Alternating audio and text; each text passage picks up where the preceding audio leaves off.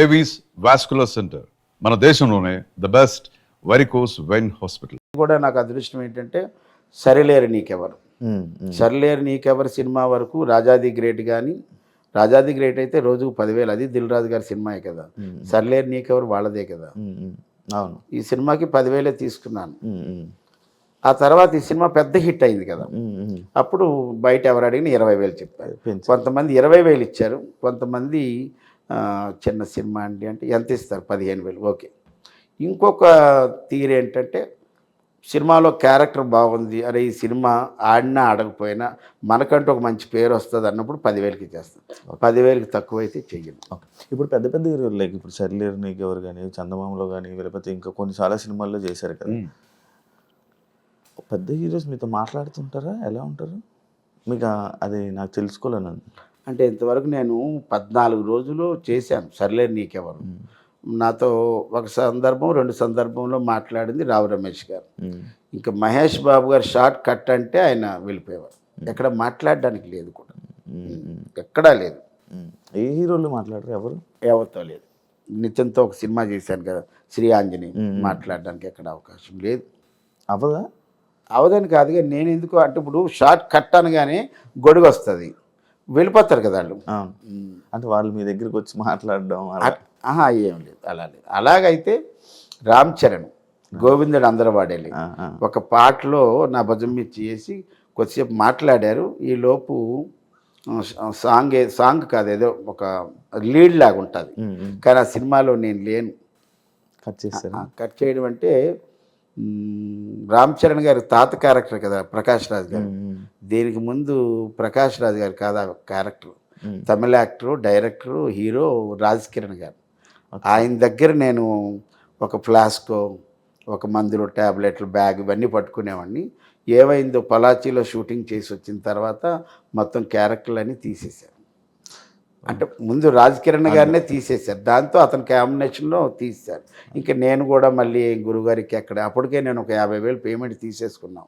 1,50,000 2 లక్షల పేమెంట్, అది ఒక 50,000తో సరేలే గురుగారి దాంట్లో చేశాం కదా, రామ్ చరణ్ గారి దాంట్లోనే చేసామని ఆనందం వచ్చింది. మామూలుగా ఈవెంట్స్కి వెళ్తుంటారు కదా, ఎంత వస్తుంది సార్, ఎంత ఇస్తారు ఈవెంట్లో? చెప్పాను కదా 15 అంతే.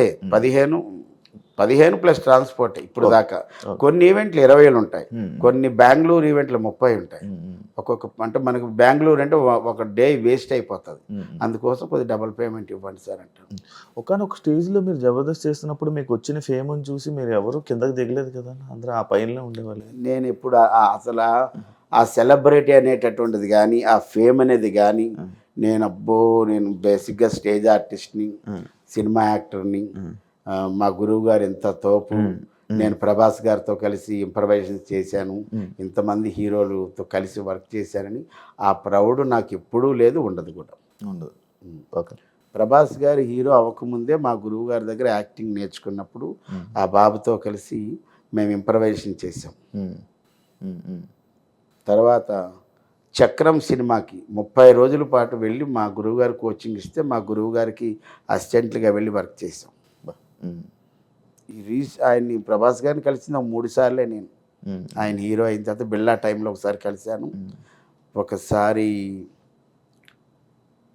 రాధేశ్యామ్ వాళ్ళది ఏదో ట్రిమ్మింగ్ వర్క్ అవుతున్నప్పుడు వాళ్ళ బిల్డింగ్లోనే కావూరీస్లో డబ్బింగ్ కూడా చెప్తుంటే ఎవరో చెప్పారు అన్న, అక్కడ కో డైరెక్టర్ అనుకుమార్ రెడ్డి అని అప్పారావు గారు వచ్చారంటే హ్యాపీలో అన్నాను. లోపలికి వెళ్ళాను, ఎంతో గౌరవంగా నన్ను ఆయన అప్పటిదాకా సోఫాలో కూర్చొని లేచి నిలబడి కౌగిలించుకొని అప్పారావు గారు కూర్చోండి అని చెప్పి టీ కాఫీ రప్పించి ఎలా ఉన్నారు ఏంటి, మీ ఇంట్లో వాళ్ళు ఎలా ఉన్నారు, పిల్లలు ఎలా ఉన్నారు, అన్నీ యోగక్షేమాలు అడిగారు.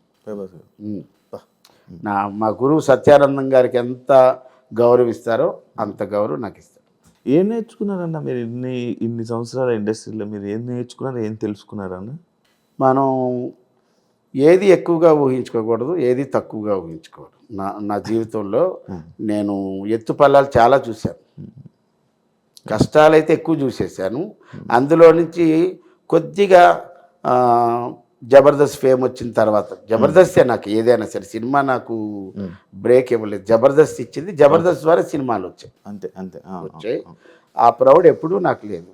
నేను కామన్ మ్యాన్ లాగా ఉంటాను, సామాన్యంగానే ఉంటాను. అంటే ఏం నేర్చుకున్నారని? నేర్చుకోవడం అంటే ఎలా ఉండాలి, ఎలా ఉండకూడదు నేర్చుకున్నాను. ఎలా ఉంటే బాగుంటుంది, ఎలా ఉండకూడదు అంటే ఎలా ఉండాలి అంటే నీ పని ఏదో నువ్వు చేసుకొని వచ్చేయాలి. నువ్వే పని మీద వెళ్ళావు ఆ పని చేసుకొని వచ్చాడు అంతే. లేని పని దాంట్లో నువ్వు వేలు పట్టుకో. అనవసరమైన విషయాల్లో నువ్వు వేలు పెట్టావనుకో వేలు కట్ అయిపోద్ది. అది అందులోనే ఉన్నాయి కదా, రెండూ ఉన్నాయి కదా. ఇప్పుడు నేను ఒక షూటింగ్కి వెళ్ళాను, నా పని ఏదో నేను చేస్తాను, ఎంతవరకు ఉండాలో అంతవరకు ఉంటాను. షూటింగ్ అయిపోయింది, నేను ముందే అడుగుతాను, ఏమండి షూటింగ్ టైమింగ్స్ చెప్పండి సార్, 6 to 6, 6 to 9 అంటే ఆ టైం వరకే ఉంటా, ఆ టైం తర్వాత నేను ఉండను, క్లియర్గా చెప్పేస్తాను. ముందే చెప్పేస్తాను. నార్మల్ కష్టాలు ఎక్కువ చూశాను అంటున్నారు, ఎలాంటి కష్టాలు చూశారన్న? మీకు ఎందుకన్నా కష్టాలంటే నేను 1980 to 2000 వరకు ఉద్యోగం చేశాను. ఏ జాబు? నేను ఒక ఆటోమొబైల్ షాప్లో పనిచేశాను 5 ఏళ్ళు. 1980లో నా జీతం 90 రూపాయలు. 85కి వచ్చేటప్పటికి 200 అయింది. 85లో ఒక ఆటోమొబైల్ కంపెనీ, ఆ కంపెనీ నుంచి మా షాప్కి బోల్ట్లు నట్లు కొనడానికి ఒక ఆయన వచ్చాడు, పెద్ద ఆయన, తరిగొప్పల శ్రీనివాసరావు గారని. ఆయన ఆ కంపెనీలో సీనియర్ క్లర్క్. ఆయన అన్నాడు, మా కంపెనీలో జాబ్ చేస్తావా, 350 ఇస్తారన్నాడు. అప్పుడు ఈ ఓనర్ని అడిగాను, సార్ 5 ఏళ్ళు చేశానుగా, ఇప్పటికి 200 అయింది, 85వ సంవత్సరం, 5 ఏళ్ళకి మీరు 250 ఇవ్వండి, ఇంకా అక్కడికి వెళ్ళి మళ్ళీ కొత్తగా ఉంటుంది అంటే. ఆయన వారం రోజుల తర్వాత లేదంటే ఇంకా ఆయనకి చెప్పాను, సార్ మీ దగ్గరికి వస్తానని. వెంటనే జంప్ 350. అప్పుడు కూడా అక్కడ నేను ఆఫీస్ బాయ్. అప్పటికి నా మెట్రికులేషన్ అయిపోయింది. 85 నుంచి 91 వరకు, 90 వరకు బాయ్గానే చేశాను. 91లో నాకు జూనియర్ క్లర్క్ ఇచ్చారు. ఆ తర్వాత సంవత్సరమే సీనియర్ క్లర్క్ ఇచ్చారు. అప్పుడు నా వరకు బయటికి వెళ్ళడం. 2000 సంవత్సరంలో నేను మానేసేటప్పటికి ఆ 350 నుంచి 2775 అక్కడతో మానేశాను. అప్పుడు మాకు సొంత ఇల్లు ఉండేది,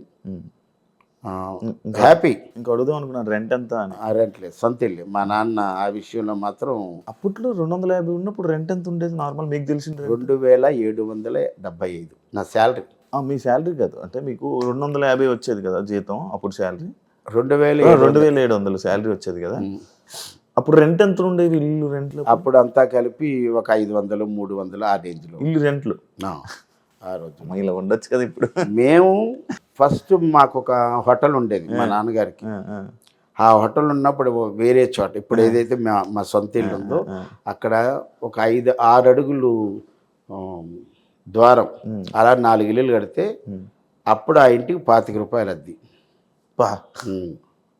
ఒకే రూమ్ ఉంటుంది, అది అక్కడే వండుకోవాలి, అక్కడే ముందు రూమ్లో పడుకోవాలి, అంతే. అలాగ ఉండేది అన్నమాట. కానీ అప్పటి నుంచి ఇప్పుడు చాలా లైఫ్ మారిపోయి అన్ని చూసారు కదా. అన్నీ చూసాం కదా, ఇప్పుడు అన్నీ చూసారు కదా. ఇప్పుడు రెంట్ 1,00,000 రూపాయలు వచ్చిందాక చూసారు. 1,00,000 రూపాయలు 20 నుంచి స్టార్ట్ అయిపోయింది.